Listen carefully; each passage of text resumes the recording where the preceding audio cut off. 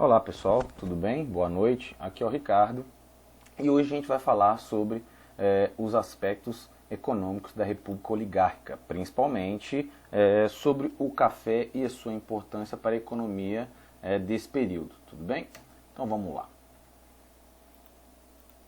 Aqui, quando o Brasil ele passa do Império para a República, nós modificamos a forma política, né, no território brasileiro. No entanto, a questão econômica ela continuou sendo algo muito parecido anteriormente, né? A tradição, o Brasil ele continua, né, um agroexportador, principalmente, né, para Europa e os Estados Unidos. E a agroexportação brasileira girava em torno do café, que era o mais significativo produto de vários outros que existiam. Não existia só o café, né? Mas ele era o produto que mais era exportado, que mais significativo era, né? Aqui o bom e velho café e aqui alguns outros principais produtos que foram exportados de 1891 até 1928, né, em porcentagem na receita das exportações, a contribuição desses produtos na receita do território brasileiro. Né? A gente pode perceber aqui que o café, desde 1891 até 1928, o café ele vai deter aí a principal quantidade produtiva, né? E para onde mais vendiam, que era para os Estados Unidos e para a Europa. Notem, por exemplo, né, que consegue desbancar o açúcar, o algodão, a borracha, os couros e peles e outros mais produtos. Tudo bem? Vamos para o próximo. Né? De toda a produção cafeeira que nós produzíamos, nós fazíamos, né, 100%, aproximadamente 60% ia para os mercados exteriores. Desses 60% que ia para o mercado exterior, né, sobrava os 40% aqui que era consumido de forma interna. Tudo bem? Os estados que mais produziam café no território brasileiro era São Paulo, que detinha aí aproximadamente 42% de todo o total da produção interna, e Minas Gerais, logo em seguida. Você tinha também Rio de Janeiro, claro, o Paraná, mas principalmente esses dois primeiros. No caso, São Paulo, né, tendo essa quantidade, né, em porcentagem da produção nacional, e Minas Gerais. Então, a pergunta que se faz aqui é o porquê São Paulo consegue se tornar o maior produtor de café do território brasileiro. Né? Temos algumas respostas para essa pergunta. Né? Em São Paulo, houve, a partir de 1870, né, ou seja, as 3 últimas décadas do século XIX, o surgimento de novas áreas produtivas, que vai suprir as deficiências das antigas áreas que produziam café, cujo solo, a partir de 1825 até 1870, ele se desgasta, né, e ele se esgota, e não dando mais condições, não sendo possível mais a produção de café. Né? Já que nesse território paulista não tem mais condições de produzir o café na quantidade que se produzia, né, local esse que é chamado de Vale do Paraíba paulista, passam a surgir outras 2 regiões do estado de São Paulo, que é a região norte e que é a região oeste, né, passa a ter o que a gente chama de um solo muito fértil, chamado de terra roxa, que é um solo de origem vulcânica, e isso contribui demais à produção de café. Não só o solo fértil contribuiu, mas também o clima um tanto quanto quente, além dos terrenos que são poucos acidentados, ou seja, esses terrenos são mais planísticos, dando condições para que grandes fazendas pudessem ser criadas nesse instante, para que a produção de café pudesse acontecer, né? E vender, para que a obtenção do lucro pudesse ser uma máxima. A política de valorização desse principal produto que era o café. Né? Desde o final do século XIX, nós temos o café como principal produto de nossa exportação, né? E com o início da República não é diferente. Né? Durante toda a primeira década da República Velha, nós tivemos uma quantidade muito grande de café sendo plantado e sendo vendido, como a gente vai ver aqui agora. Caracterizou-se por uma grande expansão cafeeira, principalmente essa primeira década do século XX, né, durante a República Velha. Só para a gente perceber, um exemplo pode ser citado, nós passamos de 220 milhões de pés de café para 520 milhões de pés de café, ou seja, mais que duplicou a quantidade, né? De certa forma, isso não é, se pegarmos só os dados, né, isso não é um tanto quanto negativo, mas a gente não pode analisar só os dados puro e simples, né, cru. Vamos ver o que essa duplicação vai ocasionar na economia brasileira, né? Os mercados consumidores internos, principalmente os Estados Unidos e a Europa, eles não estavam expandindo no mesmo ritmo dessa produção cafeeira, embora tivesse crescido bastante o consumo dessa galera lá nos Estados Unidos e na Europa. Ou seja, você tem uma quantidade muito grande de pés de café, consequentemente de café sendo produzido. Os mercados exteriores, por mais que eles tenham crescido, eles não estavam na mesma ordem, no caso, não estavam consumindo na mesma proporção que o café brasileiro estava sendo produzido, né? A produção brasileira apresentava um crescente descompasso com o aumento desse consumo. Por mais que estejam consumindo, nós passamos a muito mais produzir café, mesmo eles comprando, e o consumo aumentando, nós passamos a produzir café em maior quantidade. Isso vai gerar um problema econômico na primeira década do século XX no território brasileiro, que a gente vai ver agora. Ó, a partir de 1898, ou seja, no finalzinho do século XIX, né, nós já começamos a mostrar evidentes sinais de crise de superprodução desse produto que é o café, né? Para que essa crise pudesse ser sanada, né, a ação do governo ela foi imediata, porque o governo ele interviu, ou seja, porque o setor público vai investir, vai intervir em uma questão que ela é particular, né? Por que disso? Esse governo representava os interesses da elite cafeeira, ou seja, a elite cafeeira, lembram, né, de aulas anteriores, aqui a gente está falando de um período que é chamado de República das Oligarquias, República do Café com Leite, né, República Velha, onde os coronéis, os barões de café, eles tinham um poder muito grande, eles faziam uso daquelas nomenclaturas que nós falamos na aula anterior, ou seja, o voto de cabresto, o voto fantasma, para conseguir obter votos, para consequentemente os políticos serem eleitos. Logo, quando um problema de ordem privada vai acontecer, o setor público ele vai ter de intervir para conseguir sanar esses problemas, porque esse setor público representava os interesses do setor privado. Vamos continuar, né?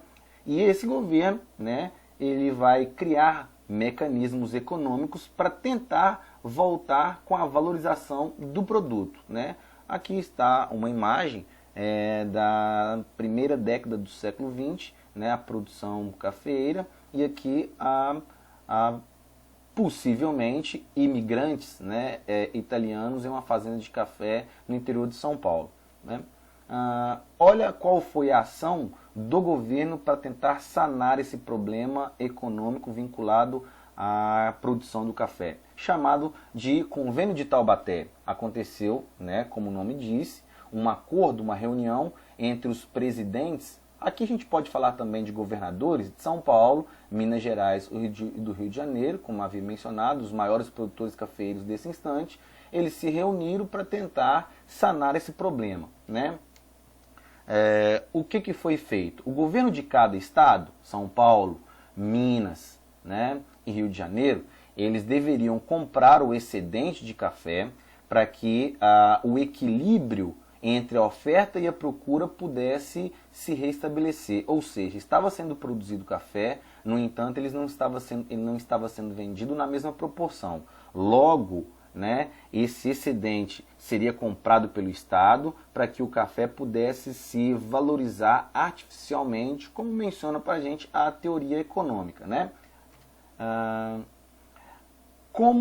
de onde seria, né, esse dinheiro? De onde viria esse dinheiro para que esses presidentes dos estados pudessem comprar esse café? Eles tomariam emprestado, né, com banqueiros principalmente ingleses, para que esse excedente de café pudesse ser comprado e cujos pagamentos aqui da amortização e dos juros seriam cobertos com um outro novo imposto. Ou seja, foi a primeira vez na República que uma questão privada, para que ela pudesse ser sanada, foi utilizado dinheiro público para que pudesse ser sanado esse tipo de problema, né?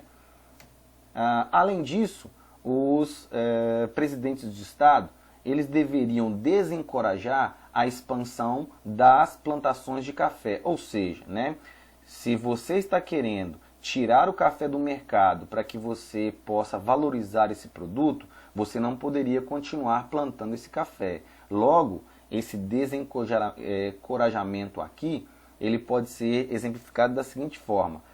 Para cada alqueire de terra plantado café, você cobraria uma carga tributária muito maior, né? É uma questão importante, notem, prestem bem atenção, beleza? A política de valorização do café acentuou os aspectos negativos da economia cafeeira no território brasileiro, cuja prosperidade é apenas aparente, ou seja, produzia café, no entanto, não vendiam na mesma proporção que produzia, né? Uma vez que efetivamente não se vendia o que era produzido. Ela favoreceu ainda mais o aumento do controle do capital estrangeiro na comercialização do produto. Ou seja, né, se analisarmos de uma forma um pouco mais peculiar, um pouco mais aprofundada, a gente vai perceber que não necessariamente era uma lucratividade muito grande que os cafeicultores conseguiram adquirir nesse momento, porque eles produziam muito mais, né, e não vendiam na mesma proporção. É a famosa, como a gente vem conversando, lei da oferta e da procura, né? O fato de o café ser o nosso principal produto de exportação não quer dizer que ele era sozinho, né? Não tinha só ele, tínhamos outros produtos que exportávamos. No caso, aqui a gente pode exemplificar com a questão da borracha, né? Aqui, beleza? Entre 1900 e 1910, a exportação da borracha chegou a representar quase 30% do total das exportações brasileiras, né? Essa atividade também teve como consequência um atrito entre o Brasil e a Bolívia nesse instante, né?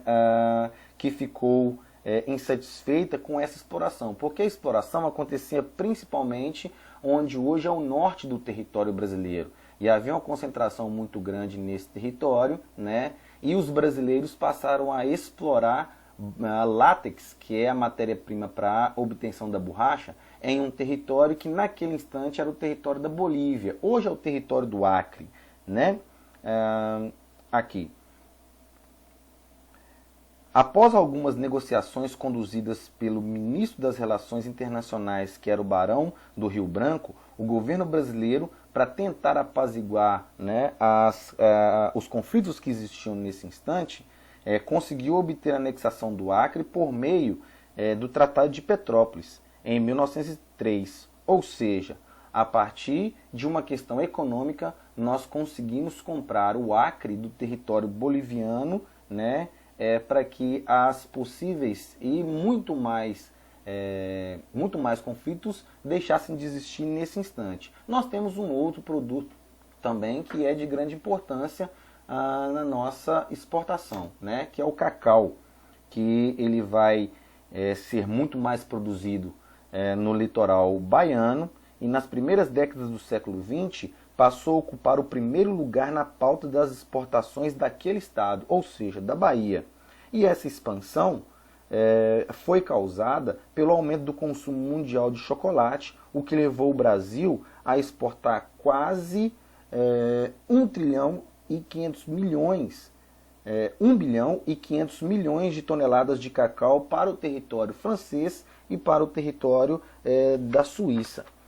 Temos um outro produto, que é o açúcar, que era produzido principalmente no litoral do Nordeste e no Rio de Janeiro, né? O açúcar ele representava apenas 1,4% das exportações nacionais na década de 20, porque o açúcar produzido aqui ele sofria concorrência com o açúcar produzido no território caribenho, principalmente o território cubano hoje.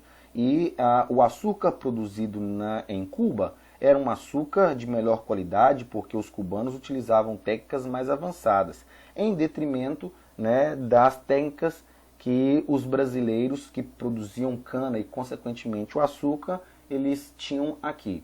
Aí está o açúcar, né? E aqui um outro produto que também contribuiu para que as exportações no território brasileiro pudessem ser um tanto quanto satisfatórias nesse instante, foi o mate, né, que teve a sua produção concentrada principalmente na região sul, né, no caso no Paraná, principalmente, e no centro-oeste, Mato Grosso e Goiás. Na década de 20, até passando para a década de 30, o Mato Grosso chegou a exportar quase 900 mil toneladas de mate. No entanto, esse montante, né, é muita quantidade em tonelada, mas representou apenas 2,7% das exportações nessa época. Tudo bem, galera? Esse é o nosso comentário para a aula de hoje, né? Nós teremos muito mais comentários nas próximas aulas sobre ainda a República Velha, outros aspectos, né? Aspectos sociais, mais aspectos econômicos, culturais. E por hoje a gente vai ficar por aqui. Tenham uma boa noite, né? Foi um prazer estar com vocês. Aqui está o mate, né? Até mais, galera, e sempre vai ser um prazer estar com vocês. Tudo bem? Até e boa noite.